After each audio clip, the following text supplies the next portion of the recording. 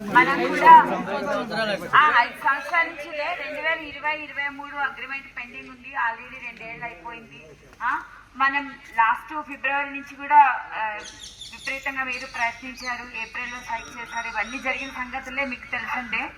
అయితే ఇప్పుడు మళ్ళీ మనం మీరు స్ట్రైక్ నోటీస్ ఇవ్వడం జరిగింది. ఇచ్చిన తర్వాత కూడా మనకేంటంటే మన ఎంపీ గారు పురంధరేశ్వరి మేడం, అదేవిధంగా మినిస్టర్ దుర్గేష్ గారు, అదేవిధంగా మన ఎమ్మెల్యేలు బతుల రామకృష్ణ గారు, ఆదిరెడ్డి వాసు గారు, బుచ్చయ్య చౌదరి గారు, వీళ్ళందరూ కూడా జోక్యం చేసుకున్నారు. మనకి డిసెంబర్ 24వ తేదీన కూడా ఒక మీటింగ్ పెట్టుకున్నాము. ఆ మీటింగ్లో కూడా మేనేజ్మెంట్ చాలా హెచ్చరించడం జరిగింది. కార్మికులకు తొందరగా అగ్రిమెంట్ చేయమని చెప్పడం జరిగింది. తర్వాత ఈ విషయాన్ని మళ్ళీ మేము చెప్తామని చెప్పాము. ఈ లోపు యాక్చువల్లీ మీకు చెప్పారు ఆ రోజు మీటింగ్లో కూడా నాయకులందరికీ కూడా మేము ఈ విషయాన్ని ముఖ్యమంత్రి వర్యుల దృష్టికి తీసుకెళ్తామని చెప్పే మీటింగ్ని క్లోజ్ చేయడం జరిగింది. కానీ ముఖ్యమంత్రి గారు అపాయింట్మెంట్ దొరకని టైం పడుతుంది కదా. మేము 3వ తారీఖుకి అది మన ఎంపీ గారు, మినిస్టర్ గారు, ఎమ్మెల్యేలు వాళ్ళు 3వ తారీఖు అపాయింట్మెంట్ తీసుకున్నారు. కానీ మరి మీరు ఏంటి 2వ తారీఖు సడన్గా స్ట్రైక్లో కూర్చున్నారు. ఓకే సరే అయింది.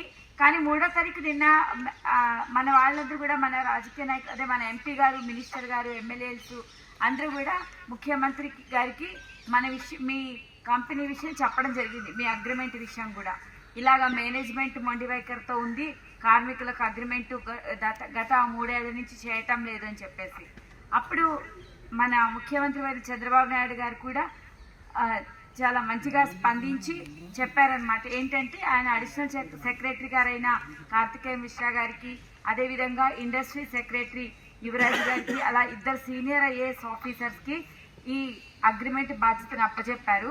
వాళ్ళకి ఏంటంటే మీరు ఇక్కడ కాదు, మిడిల్ మేనేజ్మెంట్తో కాదు, డైరెక్ట్గా టాప్ మేనేజ్మెంట్తో మాట్లాడి కార్మికులకు న్యాయం చేయమని చెప్పారు.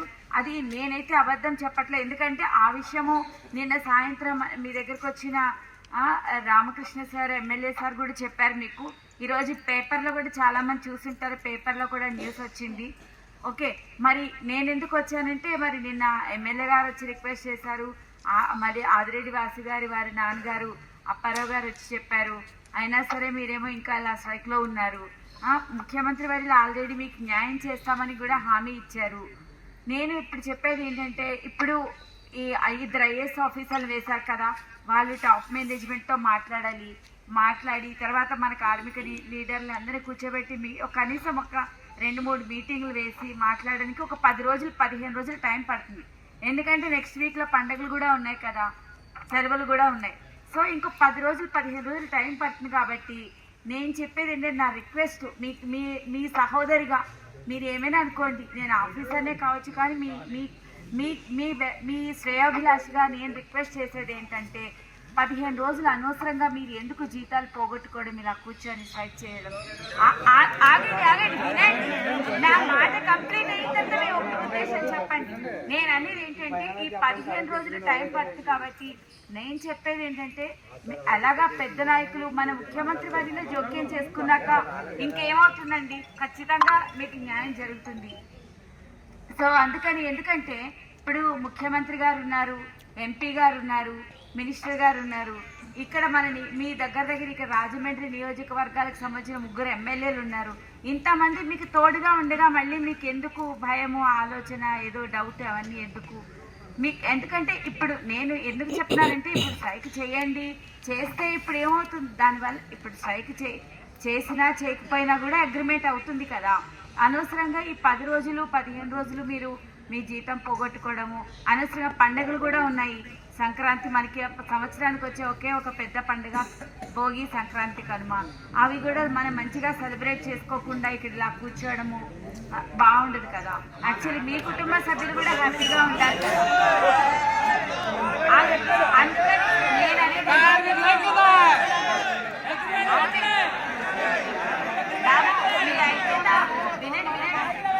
మీరందరూ ఐక్యంగా ఉండడం వల్లే చూడండి, మీరందరూ ఐక్యంగా ఉండడం వల్లనే ఈరోజు, ఎందుకంటే ఐక్యతగా ఉండడం వల్లే అప్పుడు ఐక్యంగానే ఉన్నారు, ఎప్పుడు ఐక్యంగానే ఉన్నారు.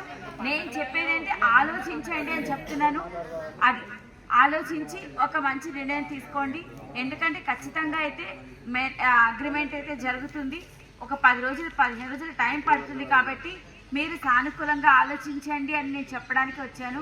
మీ తరఫున చెప్తున్నా, మీరు ఒకసారి మీ యూనియన్ లీడర్స్తో మాట్లాడి ఆలోచించండి. ఏది కూడా ఏంటంటే ఆవేశంలో పనులు కావు, ఆలోచించాలి. అది నేను అవునండి, సంవత్సరాలు ఆలోచించాలి. ఇప్పుడు అందుకనే కదా మనకి ఇప్పుడు గత ప్రభుత్వంలో మనకి ఏంటంటే ఒకరు మనకి ఇంతలాగా రాజకీయ నాయకులందరూ మీకు వెంట లేరు కదా, ఒకరుంటే ఒకరు లేరు. ఇక్కడ అలా కాదు కదా. ఇప్పుడు ఇక్కడ అందరూ ఉన్నారు మీ దగ్గర, ఎంపీ దగ్గర నుంచి మినిస్టర్ దగ్గర నుంచి ఎమ్మెల్యే వరకు సీఎం వరకు కూడా మీతోనే ఉన్నారు కాబట్టి మీకు న్యాయం జరుగుతుంది. అప్పుడు ఏం జరిగింది అనేది నేను ఆఫీసర్గా మాట్లాడకూడదు, మీకే తెలుసు వాస్తవ పరిస్థితులు. ఆలోచించుకోండి, ఆలోచించుకొని నేనేం చెప్పింది కూడా మీ మంచి కోసమే చెప్పాను. మీరు అందుకని ఇంకోసారి ఆలోచించండి. దయచేసి ఏంటంటేనండి, ఒకటి మీ కార్మిక లీడర్ల మాటలు కూడా నాయకుల మాట వినాలి. ఎందుకంటే మనము నాయకులు వాళ్ళని ఆలోచించుకొని వాళ్ళ మాట కూడా వినండి, విని ఆలోచించండి.